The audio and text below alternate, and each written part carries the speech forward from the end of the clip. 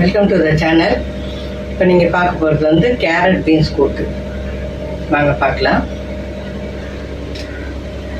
அதுக்கு கடுகு, ஒரு 3 காஞ்ச மிளகாய் போட்டுடுறேன். அப்புறம் கருவேப்பிலை,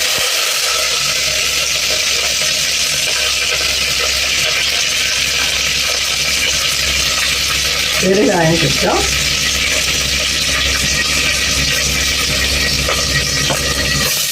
வெங்காயம் கொஞ்சம் வதங்கணும், கண்டிப்பாக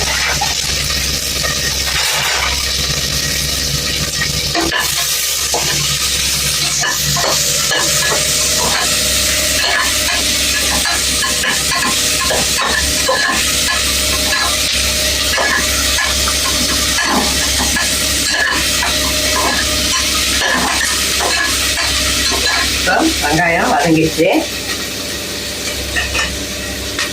காய் போட்டு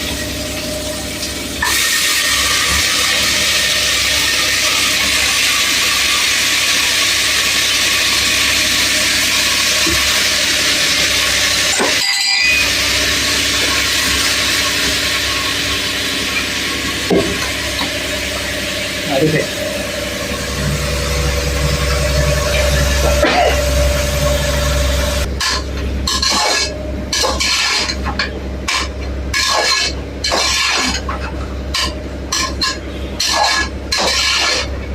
காய் நல்லா வதங்கட்டும். இப்போ பாசி பருப்பு ஒரு 1/2 டம்ளர் பாசி பருப்பு இதில் போட்டுக்கலாம்.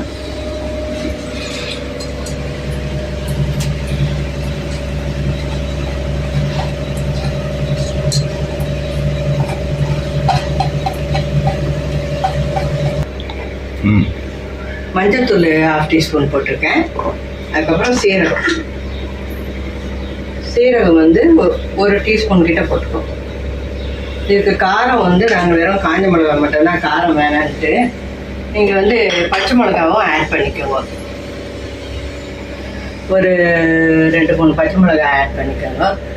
பச்சை மிளகாய் ஆட் பண்ணல குழந்தை சாப்பிட்றதுனால, அதனால் காஞ்ச மிளகாய் மட்டும் தாளிச்சிருக்கேன். சீரகம் காட்டுங்க.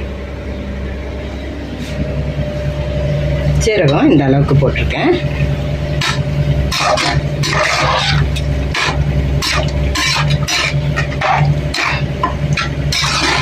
எல்லாம் போட்டிருப்பதை பார்த்துப்பீங்க.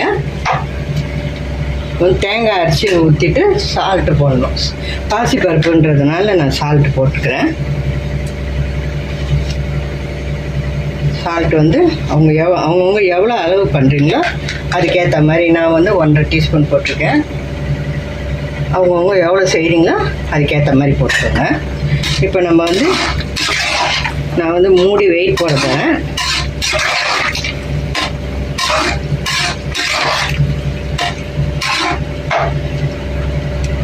மூடிடலாம். இப்போ மூடிட்டு வெயிட் போட்டுடலாம்.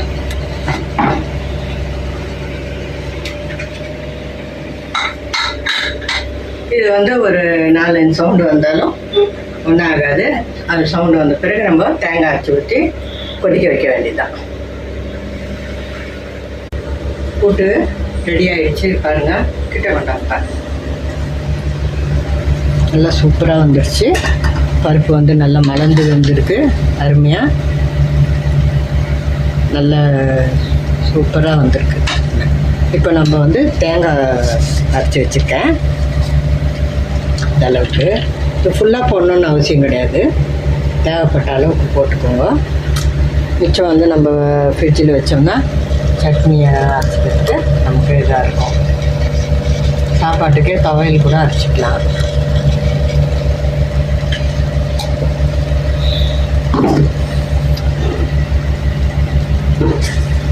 இதுக்கு நாங்கள் வந்து தக்காளி போடலை, ஏன்னா வத்த குழம்பு இருக்குது.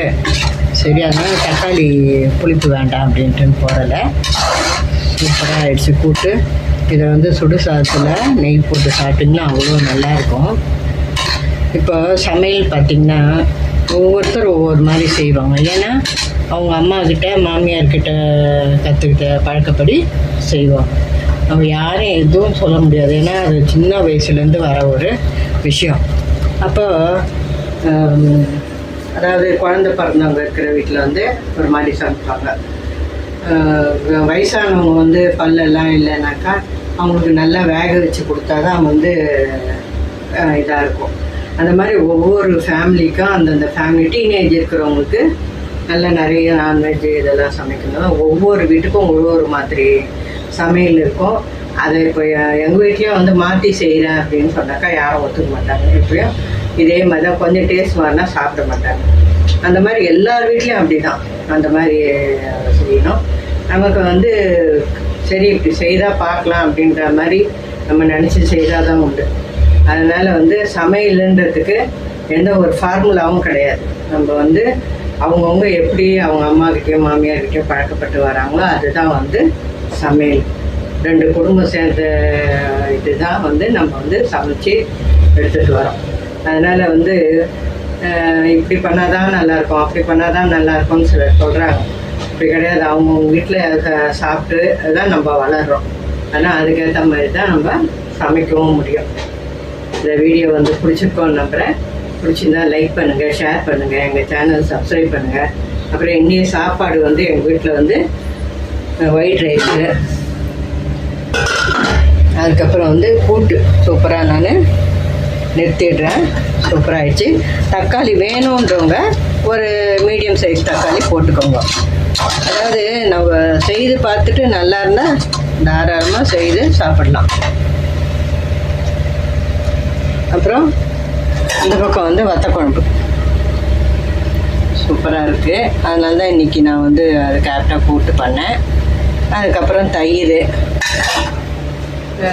வந்து முட்டை ஆம்லேட் போட்டுக்கிட்டா இருந்தால் போட்டுக்கலாம். இல்லைன்னா சுடு சாதத்தில் இந்த கூட்டை போட்டு நெய் போட்டு ஒரு வத்தலோ இல்லை அப்பளமோ பொரிச்சு வச்சுட்டு ஒரு ஊறுகாய் வச்சுட்டு சாப்பிட்டாலே சூப்பராக இருக்கும் சாப்பாடு. இதுதான் இன்றைக்கி எங்கள் வீட்டு சாப்பாடு. தேங்க்ஸ் ஃபார் வாட்சிங்.